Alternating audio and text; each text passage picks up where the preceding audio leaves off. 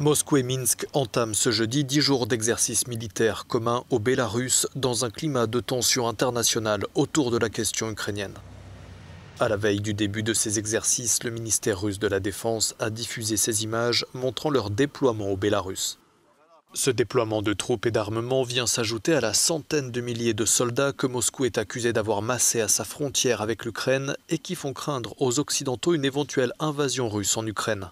La Russie dément et exhorte les États-Unis et leurs alliés à freiner le déploiement de l'OTAN en Europe de l'Est. Sur le plan diplomatique, le chancelier allemand a salué ce mercredi des progrès en vue d'une désescalade des tensions lors de cette conférence de presse avec la chef du gouvernement danois. Bien sûr, il reste des points de divergence sérieux dans la façon dont nous voyons les choses au cours de ces discussions. Mais il y a des discussions. De même, l'OSCE est redevenue une plateforme d'échange sur la sécurité en Europe, ce sur quoi nous avons toujours mis l'accent, et c'est un progrès.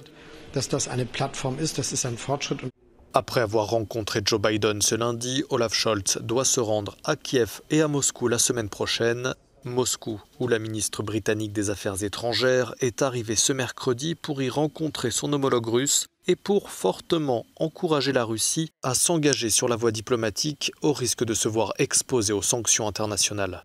Sergei Lavrov a aussitôt appelé à un changement de ton côté britannique. Boris Johnson doit pour sa part se rendre à Bruxelles et à Varsovie ce jeudi pour y rencontrer notamment le secrétaire général de l'OTAN.